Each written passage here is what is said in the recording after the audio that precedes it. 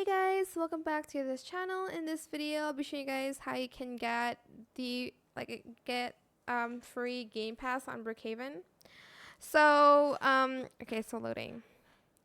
So, anyways, what you can do, you can't just like beg people for Game Passes in Brookhaven. What you can do is you can join giveaways. There's a lot of Brookhaven giveaways, and obviously there's a lot of Robux giveaways as well, where you can basically buy them yourselves. These are the game passes that they have: VIP, premium, etc., etc. Here to buy it, as you can see, the premium one is 275 Robux.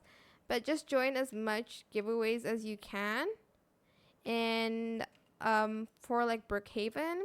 And that's pretty much all the advice that I can give you to get free game passes in Brookhaven. That is it for this video. I hope this tutorial was helpful for you guys. Don't forget to like, comment, share, and also subscribe to this channel if you haven't done that already. If you have any more questions about this video, just leave it in the comment section down below. I will try my best to answer them all for you guys. And if you found this video helpful, please click the thanks button as well.